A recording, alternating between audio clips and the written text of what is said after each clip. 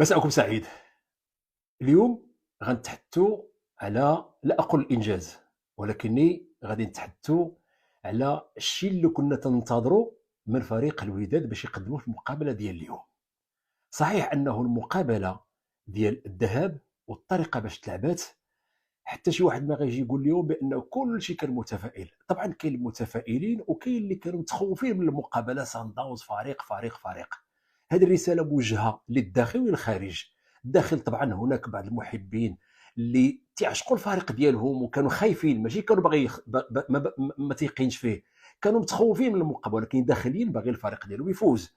وكاين الناس اللي كانوا متفائلين وتيقولوا بانه الامكانيات ديال الوداد، وحنا كنا من بين هاد الناس هذا تنقولوا بانه هذه مقابله يمكن ديال المدرب عنده واحد نسبه، ولكن نسبه كبيره كاينه ديال اللعابه. واليوم تبين بانه اللاعبين كانت عندهم الكلمه ديالو في هذه المقابله. ونعطي مثال غير بجوج ديال اللاعبين اللي هما اجانب، اللي هما المدافع زولا والمهاجم سامبو. الناس يسيلون بالدماء، ومع ذلك تحس بانه هما نقلوا فقط هاد الجوج، نقلوا غير الرغبه ديال اللاعبين الاخرين، لانه لا قدر الله كون اي واحد تصاب من اللعابه كان يدير نفس الشيء. غير دابا هذوك هما اللي تصابوا، بمعنى انهم ماشي هذوك بجوج كلهم عندهم العشق ديال الوداد اكثر من الاخرين، لا.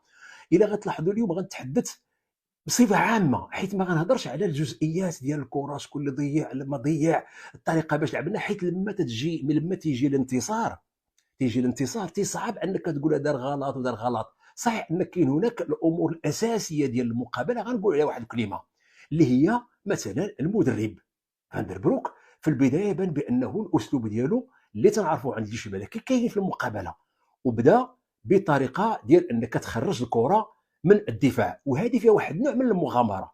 الا لاحظتوا الهدف كيفاش سجل، راه جاب هذا الشكل هكايا، كره من عند الحارس عند الجعدي تضيع منه تيتسجل هدف.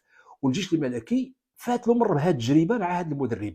هذه ماشي خايبه، هذه مساله مهمه في كره القدم، ولكن خصك واحد يعني الانضباط التكتيكي، واحد التقنيات كبيره عند المدافعين باش يمكن لهم يخرجوا الكره. هذه فيها نوع من المخاطره، ولكن هذاك هو الاسلوب الجيد ديال كره القدم.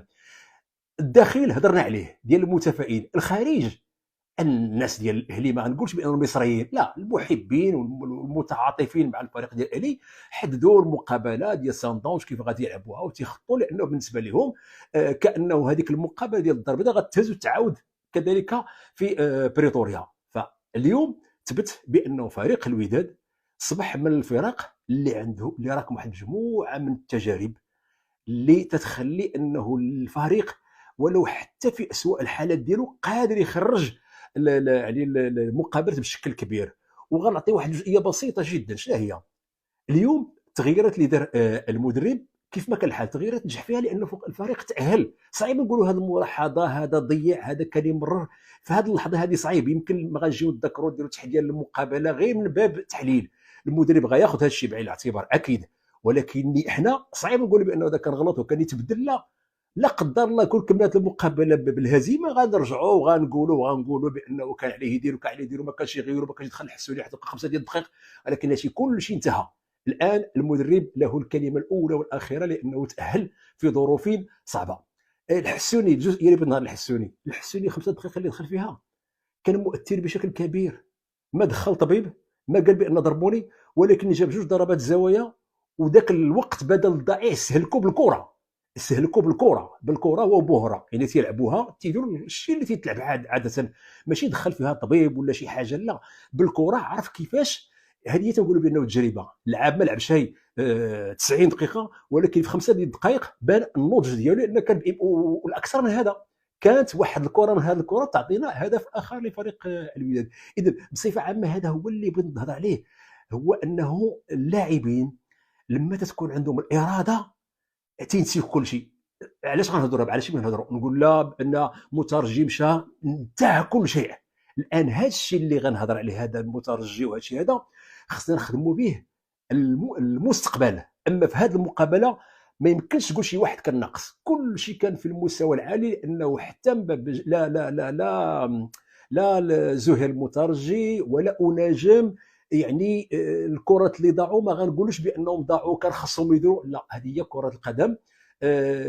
مقابله لعبناها بذكاء، يعني الطريقه باش لعبها المدرب ضافوا عليها اللاعبين شيء اخر، كانوا تيتحكموا في الكره في وسط الميدان. صحيح انه الفريق ديال جنوب افريقيا ديال سان داونز كانت عنده بعض الخطوره، ولكن في النهايه ديال المقابله كان فريق الوداد افضل، لانه حسوا بانه تسجلوا وتترجع عليهم.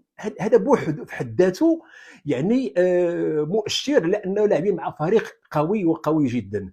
اذا فمعنا الا نهنيو كل مكونات فريق ديال الوداد، نشد بيد يعني بحراره على المطيع، لانه في البدايه نقد المرمى. وانا ما بغيتش نهضر على المباريات هذا نقد وهذا، بغيت نخلي كل شيء في اطار الاحتفال بالتاهل للنهايه، لانه دابا حنا الربح اللي عندنا هو انه المصريين ماشي كانوا تيقولوا بانه الساوند داونز فريق قوي، فريق قوي حتى شي حد ما حيدها، ولكن داخلي العقل الباطني تيقول ما بغيناش الوداد، ما بغيناش الوداد. هذا هو اللي كاين، لانه ممكن انه سان داونز باللعب المفتوح تيمكن لهم يتعاملوا معها بداك الطرق ديالهم اللي هي مشهوره، ولكن مع الوداد تيظهر لي بان غيكون كلام اخر. فالتحليل التقني يمكن نخليه وقت اخر، ولكن بصفه عامه نهنيو فريق الوداد اللي شرف الجماهير ديالو، شرف المغاربه كاملين بالوصول ديالو للمباراه النهائيه عن جداره واستحقاق، ودار مقابله كبيره. وإلا جيت وقلت لشي، الا شي واحد يقول لي اليوم انه كل شيء كان متفائل، لا، فكان اللي كان تيقول بانه الفريق ديال الوداد لا انتهى، اللي كان تيبان له جوج تيبان له ثلاثه، خصوصا بعد ما سجلوا الهدف الاول وكانوا تيضيعوا الفرص في الاول. فالوداد فريق كبير سيبقى كبيرا، ويبقى هو الفريق المرجعي الان للمنافسات ديال عصبه الابطال، والموعد ان شاء الله مع الاهلي ذهابا وايابا.